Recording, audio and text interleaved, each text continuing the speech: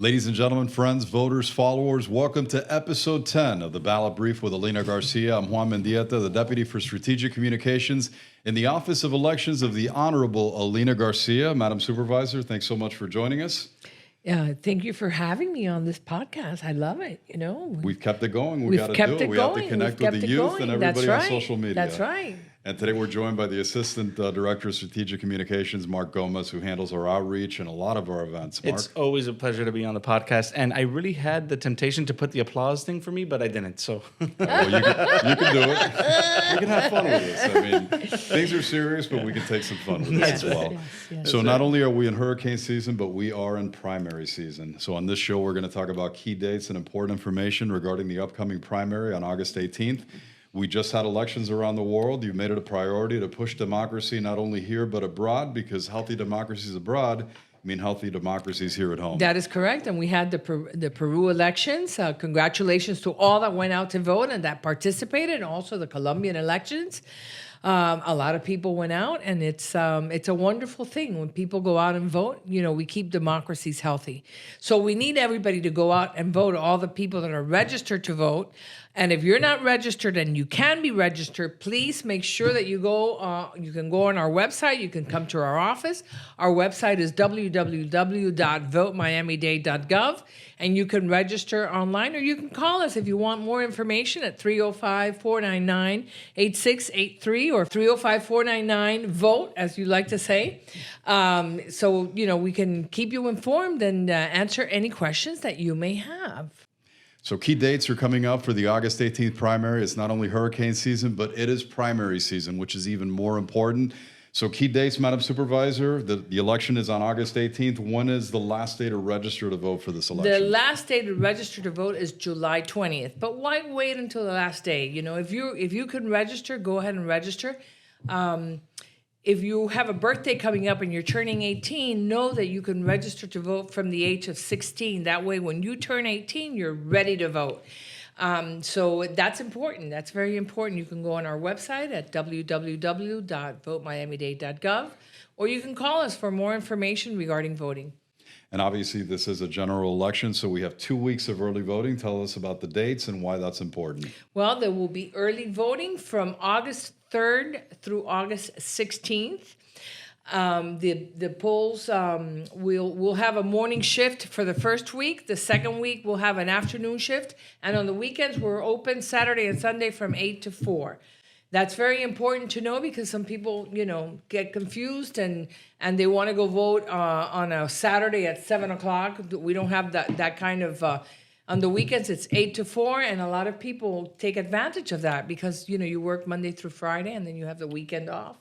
So we encourage you to make a plan to go vote. You can vote early, you can vote by mail, or you can vote on election day, which is the last day to vote.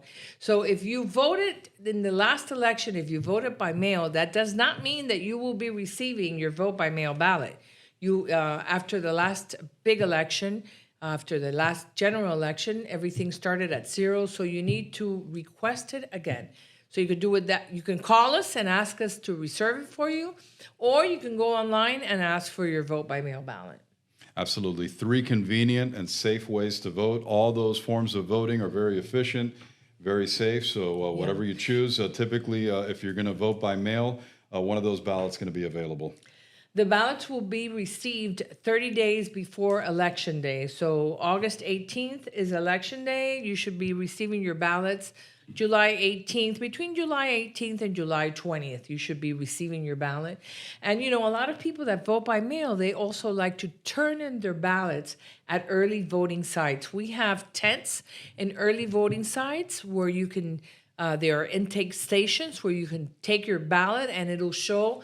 Like if you voted in person, you'll show your ID and it'll be right there on the spot. The signature will be verified and you're ready to go and your vote is going to count. So a lot of people do that. I like to do that. I vote by mail, but I usually go turn it in at an early voting site.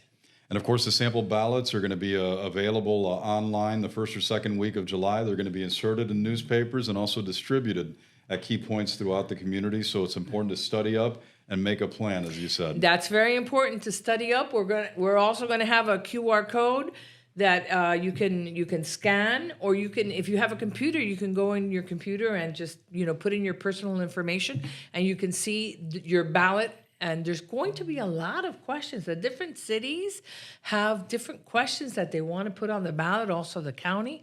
So make sure that you do your homework. Those questions are important because they will affect your life. Yeah, if I may, it's always important to study the ballot. I'm one of those nerds that prints out my ballot and studies it and takes it to the ballot box like that. I can fill it out and not be confused. But it also helps with ballot fatigue, which is a really big problem that we have, that people just vote for the first 3 or 4 candidates or whatever it is, questions, and they don't make it all the way to the end of the ballot. We want to make sure that everybody fills out the entire ballot, right? A lot of people will just vote for the governor and the congressperson, and then they won't continue voting. But it's important because all of those seats are people that are representing you, and they represent different things, right? Yeah. So you have to know what people are all about. Some people, it's all about less taxes. Some people, it's all about education. And different candidates have different platforms. So it's important that we study up and know what our candidates represent. Right. It's also about questions and amendments. Those are key questions that affect your daily lives. Again, we talked about ballot fatigue, but really as you get down the ballot and get into some of the local races, local voting is extremely important because it's the government closest to you. That is correct. That is correct. So, Mark, you're here today. We just had our 3rd installment of our Farm Share food distribution event. This has been a hallmark of this office to go beyond elections and really serve the community. Tell us about that. So when I started here back in September of last year, the supervisor, we had in our previous life, we both worked together, that Madam Supervisor Garcia was my chief of staff in the county commission. We would do these all the time, and she said, "Hey, Mark, why don't you take the lead and do it again here?" So we've been doing it quarterly. It's been an awesome success. I mean, we fed again another 500 people, the families. It's a really beautiful event where we can give back, and it's just a time. Unfortunately, most of the times people think of the farm share and they think of the holiday season and all that stuff. But we have to remember that even though we might be fortunate enough to not have to worry about where our next meal comes from, there are some people that don't have that privilege. So might as well give them that opportunity and partner with such a great organization like Farm Share, right? So partner with Farm Share, partner with we're partnering again with we partnered with the city of Doral and their local officials, their police department. So we always thank them for all the service that they do, and the team here that really steps up. So, and how many families did we touch? 500. That's wonderful. Yeah, it's always beautiful to see, and when people come by and they're so appreciative, and you never know what stage of life they're in, or you never know what they're going through at that moment. So it's unfortunately sometimes you see some of the cars that drive in, and your first thought is, oh, why are they in here? But then you have to take a quick second to think, man, what can they be going through that they have to humble themselves to come here? So you know what? Let's just have a smile on our face, and let's be just that good moment that those people have in that day. That they don't have to worry about what's happening next. Speaking of beautiful, we are in the midst of the beautiful game. We are in the throes of FIFA. Yeah. We have 7 matches here at Hard Rock Stadium, and Madam Supervisor has been attending a lot of the FIFA events leading up to FIFA because the world is watching. And we've kind of coined a phrase to vote like a champion and score goals for democracy. This is really important. This is a convening event, and we hope to carry some of that momentum into the ballot box. Tell us why this has been important for you. Well, FIFA is going to, it's a great honor to have them here in Miami-Dade County, and everyone is very excited. I'm very excited to have them here, and all of my grandkids love soccer, o fútbol, como decimos en español, ¿no? They just love it, and we're all very excited, and we're very happy that they're here, and we have to score some goals for democracy. That's right. And our Miami draw is excellent, so the games are going to continue. We're going to have a bronze medal match as well here at Hard Rock Stadium. But even more important than all of this, we're coming up on America's 250th birthday. This 4th of July takes on new meaning. Independence Day is a celebration of America, the vision of our founding fathers. Yes. Tell us about that, what we're doing here at headquarters, and the message. Well, this experiment of democracy that started in the United States 250 years ago is still the best experiment ever. We are very blessed to live in the best country in the world. We're very blessed to live in democracy where we can go out and vote and choose the people that we want to represent us, Not everybody has that luxury. Not everybody has that right. That's why it's so important to be involved civically, be involved and maintain our democracy healthy. And the way to do that is voting all the time. So the 250 years of this great nation, it's a wonderful time to celebrate. We're decorating our office, and we're going to put out all the different events that are going to be happening around town so that you can all go and see the fireworks and have a hot dog and all those wonderful things that we do on the 4th of July. Very grateful to this country that opened their doors to our family. As you know, we came from Cuba when I was 3 years old, and we're very grateful to the United States of America. We don't realize all the privileges that we have because we live in this bubble. In the United States, even if you're poor, you still have a car, you still have air conditioning, you still have a TV, you still have a job, you still can get an education, and the sky's the limit. If you work hard and you persevere, you can do whatever you want to do. Look at me. I'm an immigrant from Cuba that now is your supervisor of elections, and I'm having a wonderful time being a guardian of democracy.